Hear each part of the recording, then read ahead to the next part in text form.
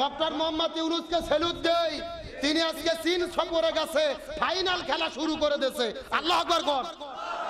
Doctor Yunus গেছে চীনে, আর ভারতের ঘুম হারাম তাদের অন্তরের ভেতরে চিন চিন করা শুরু করছে। কথা কন না কে? তার কারণ স্বৈরাচার হাসিনা পালিয়ে যাওয়ার পরে ভারত কম ষড়যন্ত্র করেনি, ডোনাল্ড ট্রাম্পের কাছে পর্যন্ত গেছে, কোনো কাজ হয়নি। ডক্টর ইউনূস এমন খেলা দিয়েছে, ভারত উপকার।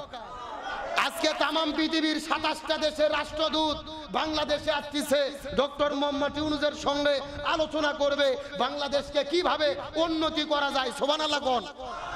ডক্টর মোহাম্মদ ইউনূস বাংলাদেশ চালাচ্ছে। এই বছর আমরা যে ভালো আবহাওয়া পেয়েছি, এত ভালো আবহাওয়া গত 16 বছর পাইনি। কথা বল না কে? গত 16 বছর আমরা দেখেছি মাগরিবের সময় কারেন্ট নাই, তারাবিতে কারেন্ট নাই, ইফতারে কারেন্ট নাই। এইবার কি কারেন্ট গেছে? এ সত্য কথা কোন, কারেন্ট গেছে? আর এই বছরের যে সুন্দর আবহাওয়া, আমাদের দ্রব্যমূল্যের দিকে লক্ষ্য করেন, বাজারের দিকে যান, দ্রব্যমূল্যের দাম কম না বেশি? কথা কোন না কে? গত বছর মরিচ ছিল 700 টাকা কেজি, ওই মরিচ হলো 40 টাকা কেজি। গত বছর বেগুন ছিল 300 টাকা কেজি, ওই বেগুন হলো 50 টাকা কেজি। গত বছরে হাসিনা বলেছিল বেগুনি খাওয়ার দরকার নাই, মিষ্টি কুমড়াতে বেগুনি বানাও। কথা কোন না কে? এইবার গত বছরে 300 টাকা কেজি আদা, এই বছর হলো 80 টাকা কেজি। তার মানে রহমত বরকতের দরজা কে খুলে দিয়েছে? আল্লাহ বলেন ওয়ালা ওয়ান্না হালাল কুরা আমানু ওয়াত্তাকাউ লাফাতাহনা আলাইহিম বারাকাতিন মিনাস সামাই ওয়াল আরদ। যদি কোন জনপদের মানুষেরা আল্লাহকে ভয় করে কোরআন অনুযায়ী জীবন যাপন করে, আল্লাহ আসমান জমিনের সমস্ত রহমতের বরকতের দরজা আল্লাহ খুলে দেয়। চিৎকার করে বলেন আল্লাহু আকবার। আমি আপনাদেরকে জিজ্ঞাসা করে বলেন তো দেখি, আমার নবী যদি রাষ্ট্রপতি থেকে থাকে, তাহলে আমাদেরকে হুজুরদেরকেও রাষ্ট্রপতি হওয়ার দরকার আছে না নাই? আজ এটা বললেই বিপদ, এটা বললেই বিপদ। বলে হুজুর আপনি মসজিদের মধ্যে আজান দেবেন, সময় মতো নামাজ পড়াবেন, মানুষ মরে গেলে জানাজা পড়াবেন, 40-এর দিনে রুটি ভাজা খাবেন, আর 7 দিন পরে মিলাদ করে ভালো করে খাবেন, বিয়ের দিনে বিয়ে পড়াবেন। আপনি হুজুর রাষ্ট্রপতি হতে চান কেন? এ কথা কর না কে? ওদের ধান্দা, হুজুরের কাম শুধু নামাজ পড়াবে, কোরআন পড়াবে, জিকির করাবে, তাসবিহ ঠেলবে, আর ওরা ওখানে 2 নাম্বারই করে খাচ্ছে। খাক অত সোজা নয়। ইসলামের শিক্ষা হলো যিনি মসজিদের ইমাম হবে তাকেই সমাজের ইমাম হতে হবে। আর এটা যদি না হয়, সমাজে শান্তি কায়েম হতে পারে। আমার নবীজি মসজিদের নববীর ইমাম ছিল, মদিনা নামক রাষ্ট্রের রাষ্ট্রপতি ছিল। উমর ফারুক মসজিদুন নববীর ইমাম ছিল, অর্ধ পৃথিবীর খলিফা ছিল। তার মানে ইসলামের শিক্ষা হলো যিনি মসজিদের ইমাম হবে তাকেই রাষ্ট্রের ইমাম হতে হবে। তাহলে এই আলোচনার শিক্ষা হলো আগামী নির্বাচনে প্রধানমন্ত্রী রাষ্ট্রপতি তিনিই হবে যিনি বাইতুল মুকাররম মসজিদের খতিবের দায়িত্ব পালন করতে পারবে। এই জন্য আজকের সিরাতের শিক্ষা হলো, ভবিষ্যতে যখন ভোট আসবে, মেম্বার বলেন, চেয়ারম্যান বলেন, এমপি বলেন, রাষ্ট্রপতি প্রধানমন্ত্রী বলেন, ভোট তাকেই দেবেন যে ইমামতিত্ব করার যোগ্যতা রাখে। আমি বলবো না আপনার জামাতের লোক ভোট দেন, এই কথা আমি বলবো না। আমি বলবো না বিএনপি লোক ভোট দেন, আমি তাও বলবো না। আমি বলবো দেখবেন যে নামাজ পড়ার যোগ্যতা রাখে, আপনি ভোট তাকে দেবেন। কারণ এটা ইসলামের শিক্ষা, যিনি মসজিদের ইমাম হবে সে সমাজের ইমাম হবে। আর এটা যদি কায়েম হয়, এই সমাজে সুদ ঘুষ দুর্নীতি থাকবে। এই বাংলাদেশে আমরা দেখেছিলাম জামাত ইসলামের 2 জন মন্ত্রী, আমাদের প্রিয় ভাই আলী হাসান মোহাম্মদ মুজাহিদ, মাওলানা মতিউর রহমান নিজামী মন্ত্রিত্ব করেছে, আলু ভর্তা ডাল কাটা দিয়ে ভাত খেয়েছে, মন্ত্রণালয় পরিচালনা করেছে, 1 টাকার দুর্নীতি কেউ দেখাতে পারে নাই। তার মানে তারা প্রমাণ করেছে সুদ ঘুষ দুর্নীতি মুক্ত বাংলাদেশ যদি গড়তে হয় এদেরকেই দরকার। আর যদি আওয়ামী লীগের মতো চোর হয়, এরা বলবে সোনার বাংলাদেশ গড়ব, আর 61,000 কোটি টাকা বিদেশে পাচার করে দেবে। জোরে কোন সুবহানাল্লাহ। কি এ জোরে কোন নাউজুবিল্লাহ। এক নেতার কাছে সাংবাদিক গেছে, ভাই আপনার বাসা কয়টা? ও বলতেছে মাত্র 360টি। কয়টা? মানে 360 বলে মাত্র। ও কত চোরের চোর, কত ডাকাতের ডাকাত। এই জন্য বলি সৎ মানুষদেরকে শাসক বানান, যাদের মাথায় টুপি মুখে দাড়ি আর যারা সামনের কাতারে নামাজ পড়াতে পারে, এই লোকগুলোকে যদি ক্ষমতায় দেন, এরা যদি সমাজের ইমাম হয়, সুর সুদ ঘুষ দুর্নীতি থাকবে না। আর রাসূলের আলোচনার শিক্ষা হলো যাকে তাকে নেতা বানা যাবে না, নেতা এমন ব্যক্তিকে বানাবেন। কোরআনের কথা হলো হাসরের ময়দানে কোনো মানুষ একা থাকবে না, প্রত্যেকটা মানুষের সামনে থাকবে তার নেতা। প্রত্যেকটা মানুষের সামনে থাকবে কি? আরো জোরে বলেন। এ বগুড়া শাহজাহানপুরের মুসলমান গভীর মনোযোগ। এই মেসেজটা দেওয়ার পর আপনাদের মধ্য থেকে বিদায় নিয়ে চলে যাব, কথাগুলো ভালো করে বোঝার চেষ্টা করবেন। হাসরের ময়দানে কোন মানুষ কিন্তু একা থাকবে না, প্রত্যেকটা মানুষের সামনে থাকবে তার নেতা। এই কথা আল্লাহ কোরআনের ভেতরে সূরা বনী ইসরাইলের 71 নম্বর আয়াতের মধ্যে বলেন, ইয়াউমা নাদউ কুল্লা উনাসিম বিইমামিহিম। ওই হাসরের ময়দানে কোন মানুষ একা থাকবে না, প্রত্যেকটা মানুষের সামনে থাকবে তার নেতা। এখন আমি আপনাদেরকে বোঝানোর জন্য বলতেছি, এই বাংলাদেশে যারা রাজনৈতিক দল করেন, এতদিন পর্যন্ত আওয়ামী লীগ দল যারা করেছে, হাসরের ময়দানে তাদের সামনে প্রথম থাকবে বঙ্গবন্ধু শেখ মুজিবুর রহমান, তারপরে থাকবে ওই স্বৈরাচার খুনি শেখ হাসিনা, তারপরে ওবায়দুল কাদের, তারপরে তার অন্যান্য দলের নেতারা। এই বাংলাদেশে যারা বিএনপি করে, প্রথম থাকবে শহীদ প্রেসিডেন্ট জিয়াউর রহমান, তারপরে থাকবে আপনার সাবেক প্রধানমন্ত্রী বেগম খালেদা জিয়া, তারপরে থাকবে তারেক জিয়া, তারপরে মির্জা ফখরুল ইসলাম আলমগীর, তারপরে অন্যান্য দলের নেতা কর্মীরা। এই দেশে যারা বাংলাদেশ জামাত ইসলাম করে, ওই হাসরের ময়দানে প্রথম থাকবে আল্লামা সৈয়দ আবুল আলা মওদুদী রহিমাহুল্লাহ, তারপরে থাকবে মাওলানা মতিউর রহমান নিজামী, তারপরে মাওলানা গোলাম আজম, আল্লামা দিলওয়ার হোসেন সাইদি, তারপরে আমিরে জামাত ডাক্তার শফিকুর রহমান। এরপরে জেলার যে যাকে নেতা মানে, ওই নেতাগুলো সামনে হাসরের ময়দানে থাকবে। এখন আপনি দুনিয়ার ভেতরে এমন নেতার পেছনে ঘুরেছেন, এমন নেতার দল আপনি করেছেন, যেই নেতার মাথার মধ্যে টুপি নাই, মুখের মধ্যে রসুলের সুন্নাত নাই, আর রসুলের আদর্শ দিয়ে দল পরিচালনা করে না, এমন নেতার পেছনে যদি আপনারা ঘোরেন, আল্লাহর কোরআন হাতে নিয়ে শপথ করে বলি, ভালোভাবে জেনে নেন, মনে চোখ দিয়ে শুনে নেন, আমি আমার চোখ দিয়ে দেখতে পারতেছি, তাহলে হাসরের ময়দানে আপনারা ধরা খাইয়ে বসে আছেন। এ কথা কর না কে?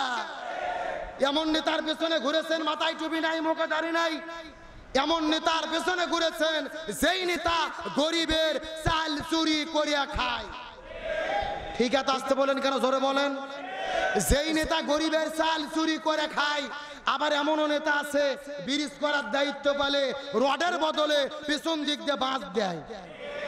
আরো জোরে কন। গত বছর যশোরে ওয়াজ করছি, একটা ছোটা বলতেছে, হুজুর আপনি ভুল বললেন। আমি বললাম কেন? বলতেছে, হুজুর এখন ব্রিজের ভেতরে আর বাঁশ দেয় না হুজুর, বাঁশের বদলে কঞ্চি দেয়।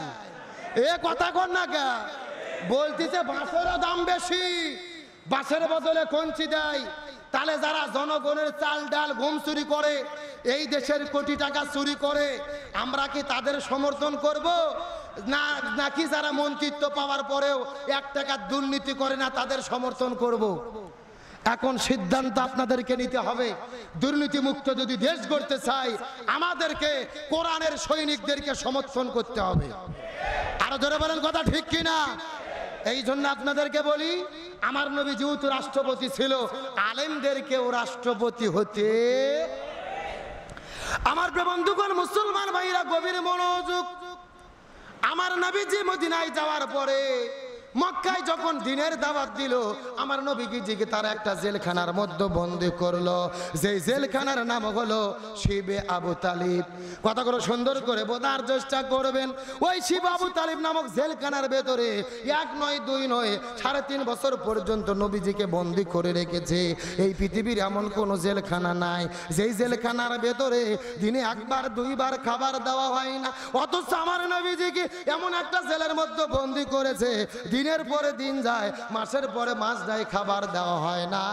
আমার নবী সাহাবীরা খাবার না পেয়ে ঘাসের পাতাগুলো ছিঁড়ে ছিঁড়ে খেয়েছে।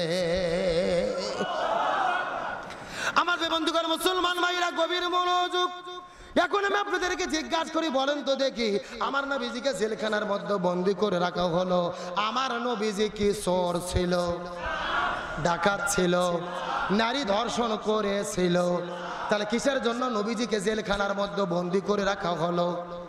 কালেমার দাওয়াত দেওয়ার জন্য, হক কথা বলার কারণে, এই জমিনের দিন প্রতিষ্ঠার কথা বলার কারণে। এখান থেকে বোঝা গেল এ বগুড়া শাহজাহানপুরের মুসলমান আমরাও যদি কোরআনের পথে চলি, কোরআনের আন্দোলন করতে যাই, এই জমিনের ভেতরে কোরআন প্রতিষ্ঠার কথা বলি, তাহলে নবীজির মতো মাঝে মধ্যে আমাদেরকেও জেলে যাওয়া লাগতে পারে। এই বাংলাদেশে কোরআনের পক্ষে আল্লামা সাঈদী 13 বছর ধরে জেলে বন্দী ছিল। চিৎকার করে বলেন, আল্লামা সাঈদীর কি কোনো দোষ ছিল, কোনো অপরাধ ছিল? তার অপরাধ একটাই, তিনি জমিনের ভেতরে কোরআন প্রতিষ্ঠার কথা বলেছিল। এই বাংলাদেশে যারা মুনাফিকি করেছে, এদের কোনো অপরাধ নাই, এদের কোনো ভয় নেই।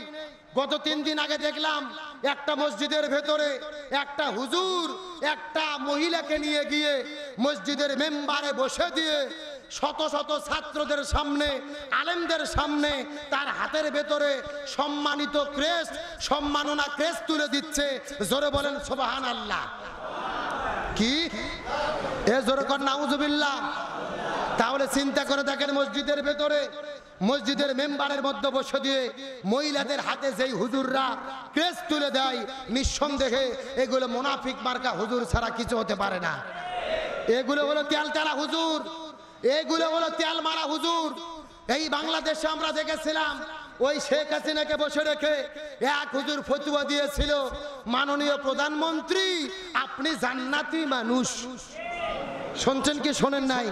কেরে বাটপার, তুই তো জান্নাত পাওয়ার গ্যারান্টি নাই, আর একজনের জান্নাতের গ্যারান্টি।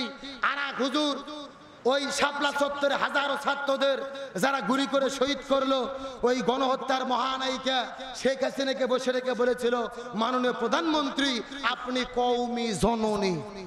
নাউজুবিল্লাহ। যারা শেখ হাসিনাকে জান্নাতে বলেছে, কওমি জননী বলেছে, নিঃসন্দেহে এরা হলো মুনাফিক মার্কা হুজুর। আর এই মুনাফিকদের কোনো ক্ষমা নাই, এদেরকেও জবাবদিহি তার আওতায় আনা দরকার। আর যারা মহিলাদেরকে রসুলের মেম্বারের মধ্যে বসে দেয়, নিঃসন্দেহে এগুলো কিয়ামতের আলামত ছাড়া কিছু হতে পারে না। যেরকম কথা ঠিক কিনা? সবার সঙ্গে আপোষ হলেও মুনাফিকের সঙ্গে কোন আপোষ। তার কারণ রসুল বলেছে, কাফেরেরা ইসলামের বেশি ক্ষতি করে না, ইসলামের বেশি ক্ষতি হয় মুনাফিকদের মাধ্যমে। আমার বন্ধুগণ, মুসলমান ভাইরা গভীর মনোযোগ।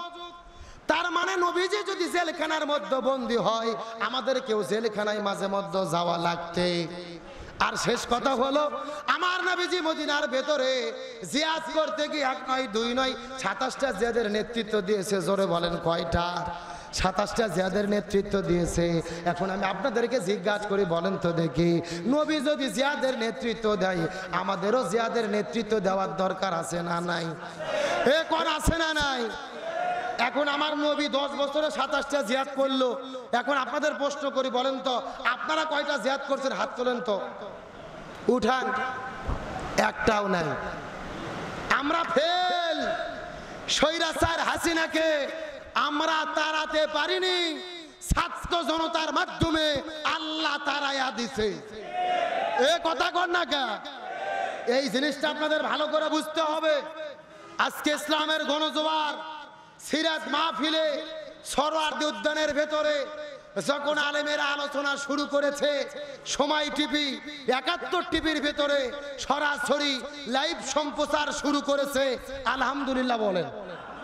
যেই সময় টিভি, যেই 71 টিভি এতদিন পর্যন্ত হুজুরদেরকে বলেছে রাজাকার, হুজুরদেরকে বলেছে ধর্ষক, আজকে তারাই আলেমদের আলোচনা লাইভ করতেছে। তার মানে বোঝা যায় এটা হলো সময়ের পরিবর্তন।